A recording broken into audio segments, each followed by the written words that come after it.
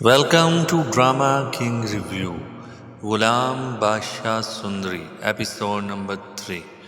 یہ ایپیسوڈ ایک بھرپور تہدار اور جذباتی قسط ہے جو طاقت، سچ، غیرت، خوف اور عورت کی مزاحمت کو ایک ساتھ باندھ دیتی ہے۔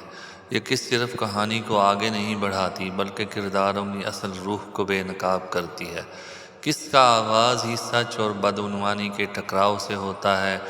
ہیڈ ماسٹر اور استاد کا مکالمہ ہمارے تعلیمی نظام کی تلخ حقیقت دکھاتا ہے، جہاں سرکاری کتابیں بچوں کے لیے نہیں بلکہ کباڑ میں بیچنے کے لیے ہوتی ہیں، اور سچ بولنے والا استاد پاگل قرار دے کر ٹرانسفر کر دیا جاتا ہے۔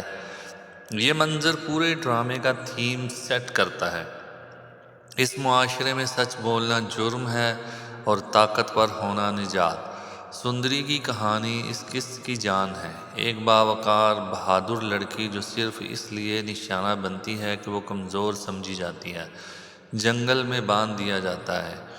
قیمت بتاؤ جیسے جملے اور عورت کو چیز سمجھنے کا رویہ ناظرین کو جھنجھوڑ دیتا ہے، مگر یہی سندری جب اپنی زبان، اپنے وقار اور اپنے حوصلے سے بادشاہ جیسے طاقتور آدمی کو ہلا دیتی ہے تو قسط ایک طاقتور پیغام دیتی ہے۔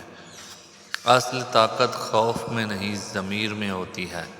بادشاہ کا کردار اس قسط میں خاص طور پر دلچسپ ہو جاتا ہے۔ وہ ایک ایسا آدمی ہے جو سب کو خرید سکتا ہے مگر سندری کو نہیں۔ اس کا اندرونی ٹکراؤ طاقت اور شرمندگی کے درمیان بہت خوبصورتی سے دکھایا گیا ہے، خاص طور پر وہ منظر جہاں وہ خود کہتا ہے کہ پتہ نہیں میں نے اسے ڈرایا یا اس نے مجھے۔ یہ جملہ اس کی شکست کا اعلان ہے۔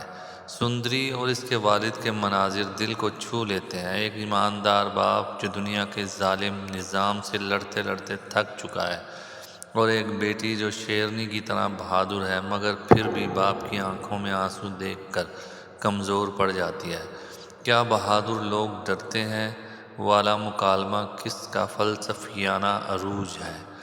دوسری طرف سیاست، الیکشن، غلام کا اثر و رسوخ اور بادشاہ کے لیے ووٹوں کی بارش یہ دکھاتی ہے کہ جرم، طاقت اور سیاست کس طرح ایک دوسرے میں گندھے ہوئے ہیں۔ آخر میں موٹیکا کی کال اور بادشاہ کا دوبارہ اسی دنیا کی طرف کھینچ جانا بتاتا ہے کہ یہ جنگ ابھی ختم نہیں ہوئی۔ مجموعی طور پر قسط نمبر 3 ایک مضبوط اسکرپٹ، گہرے مکالموں اور شاندار اداکاری کی بدولت ناظرین کو باندھ کر رکھتی ہے۔ یہ قسط صرف ایک ڈرامہ نہیں بلکہ سماج پر ایک تلخ سوال ہے۔ کیا ہماری دنیا میں غیرت مند ہونا واقعی سب سے بڑی کمزوری ہے؟ یہ قسط کہانی کو خطرناک موڑ پر لا کر چھوڑتی ہے، اور یہی اس کی سب سے بڑی کامیابی ہے۔ یقیناً آپ کو ہمارا یہ ریویو پسند آیا ہوگا۔